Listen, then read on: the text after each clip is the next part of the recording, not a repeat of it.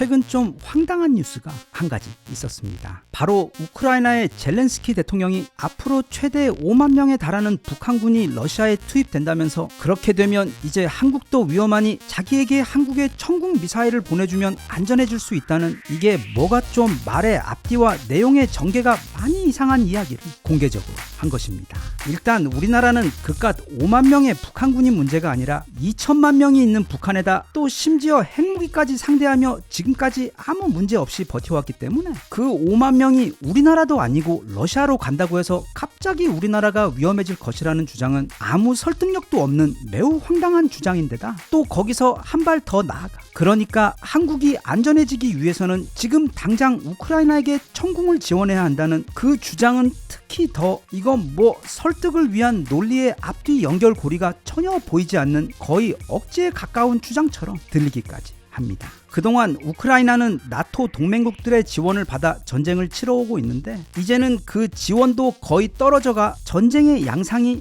매우 불리한 상황입니다. 또 거기다가 갑자기 우리 위쪽 친척들이 새로 무기와 병사들까지 투입을 시키고 있다 보니까 최근에는 이란 선박까지 공격하며 이란 전쟁과 우크라이나 전쟁을 합치려고 하고, 또 특히 일본에게 접근해서 일본의 도움을 받으려고 하는 등 추가 지원을 받을 수 있는 새로운 방법, 또는 다른 나라들을 이 전쟁에 끌어들일 수 있는 다양한 방법들을 고민하고 있는 것 같은데, 그 고민의 최신안이 바로 한국을 전쟁에 개입시키려는 것으로 보여집니다. 그런데 우리나라 정부나 국민들이 무슨 순진한 시골 초등학생들도 아니고 북한군 5만 명이 이제 러시아를 돕는다고 해서 또 그래서 그게 결국에는 한국을 공격하게 될 거라는 그런 황당한 말에 흔들리고 불안해해서 우리 쓸 것도 없는 그 귀한 천국 미사일을 우크라이나에게 냉큼 건네주는 것 같은 황당한 판단을 내릴 가능성은 사실 아예 없는데, 대신 이번 젤렌스키 발언에 있어 한 가지 흥미로운 지점이 있었습니다. 바로 그가 만약 한국이 천궁을 제공해주면 우크라이나는 한국에게 드론 기술을 공유해주겠다며 일종의 전략적 거래를 제안한 것인데,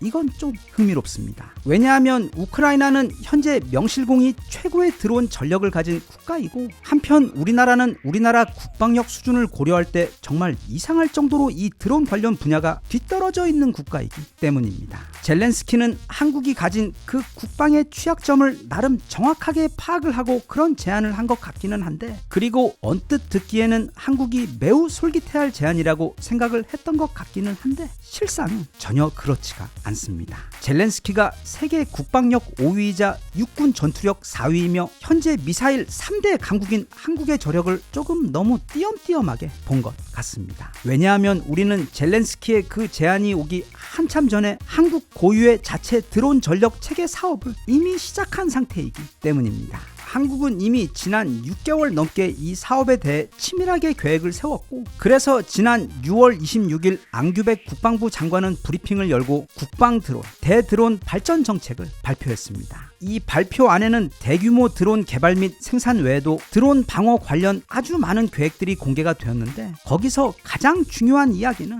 바로 한국산 고성능 자폭 드론 사업 이야기입니다. 그 한국산 드론의 이름은 무슨 유학생도 아니면서 하필 영어로 K 루카스인데, 여기서 루카스는 조지 루카스와는 아무런 상관이 없는, 또 바카스와도 아무런 상관이 없으며 로우 코스트 언크의 약자를 딴 것으로, 즉 저비용 장거리 자폭 무인기를 뜻합니다. 만드는데 한 대당 5천만 원이 들지 않고 20kg의 폭탄을 싣고 무려 1500km를 날아가서 자폭하는 드론을 말합니다. 아직 생산품이 나오지는 않았지만 대략 이렇게 생겼습니다. 그런데 이거 어디서 많이 본 드론입니다. 네, 바로 이란의 아주 유명한 드론이자 수백조 원에 달하는 미군의 막강한 군사력에 대항해서도 엄청난 전투력을 발휘하고 있는 바로 이란의 샤헤드 드론과 똑같습니다. 이걸 보면 와, 정말 이란이 엄청난 드론을 만들었구나 싶은데, 알고 보면 이건 원래 이스라엘의 방산 기업이 개발한 하피 드론을 그대로 복제해서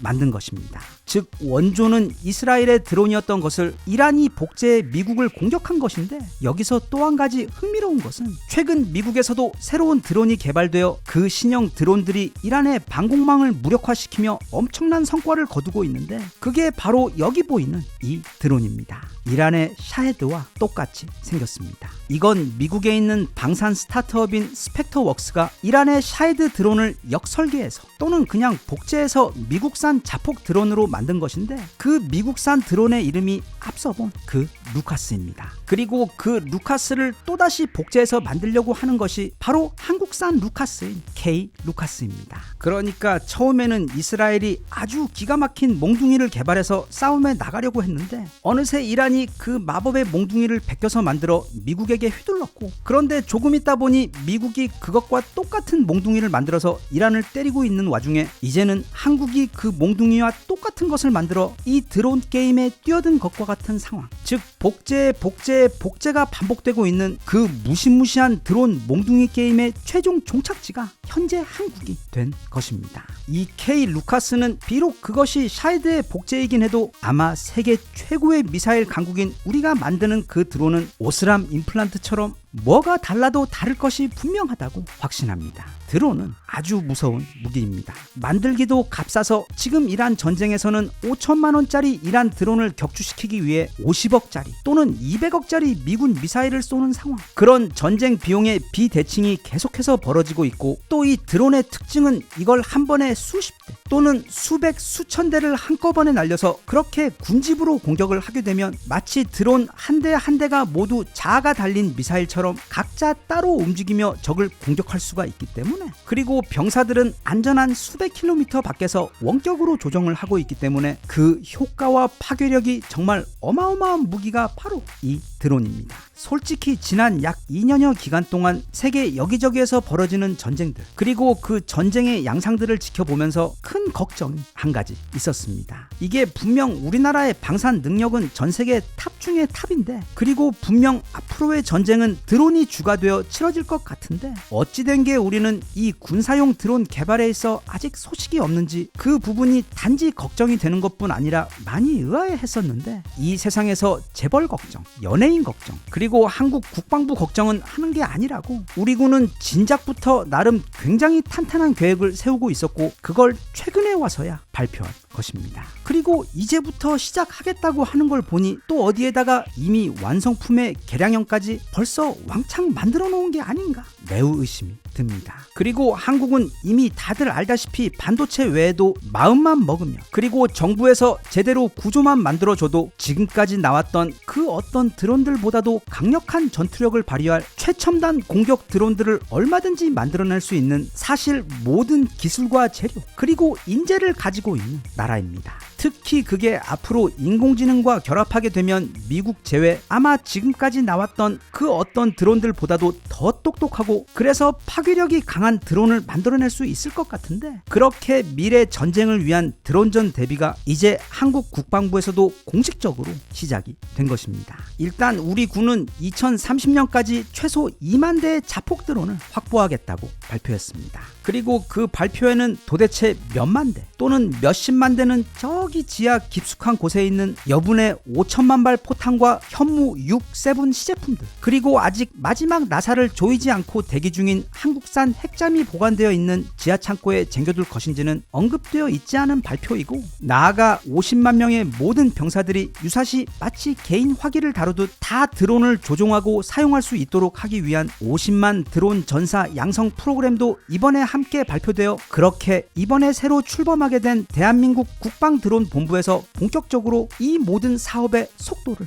낼 예정입니다. 그리고 앞서도 말했듯 이제 우리나라도 공식적으로 이 드론 게임에 참전을 선언한 상태이고, 또 우리나라가 원래 시작은 남보다 느리더라도 보통 얼마 지나지 않아 그 분야에서 세계 1위를 찍어버리는 게 거의 국룰이 되어버린 그런 국가인데 더해 게다가 이건 또 우리나라가 가장 잘하는 군사 분야이기 때문에 아마 대략 5년 후쯤 되면 이 K 조지 루카스 자폭 드론 외에도 인공지능을 장착한 한국 고유의 기상천외한 최첨단 드론들이 한국에서 나와 지금 청군 같은 우리 미사일들이 세계 시장에서 최고의 대우를 받고 있듯이 미래의 드론 시장도 우리가 장악하게 되지 않을까 싶습니다. 지난번에는 아니 그냥 무기만 사면 되지 갑자기 나토에서 우르르 찾아와서 우리 보고 나토에 가입하라는 것과 같은 위험한 제안을 하지를 않나. 또 이번에는 젤렌스키가 가만히 있는 우리에게 와서 우리와 러시아의 관계는 어떻게 되든 말든 막 너희 나라가 지금 위험하다며 안전하고 싶으면 빨리 자기에게 천궁을 보내달라는 등 이제 우리나라가 진짜 고생 많이 한 끝에 좀 살만해지니까 또 여기저기서 다들 몰려와 못살게 굴고 있는데, 반도체도 그렇고 인공지능은 더더욱 그렇고 또 자국 국방의 경우는 더 그렇듯, 특히 요즘 같은 각자 도생의 시대에는 남에게 의존하지 않고 스스로 힘을 길러 오직 자신의 힘으로 스스로를 지켜내는 힘이 무엇보다 중요하기 때문에 부디 우리나라 군 그리고 관련된 각종 산업들이 이번에 시작된 이 중요한 드론 사업을 잘 진행시켜 전 세계에서 가장 강력한 드론 기술과 무기를 가진, 그렇게 세계 최고의 기갑 군단과 미사일 강국을 넘어 이제는 세계 최고의 드론 강국이 되었으면 좋겠습니다.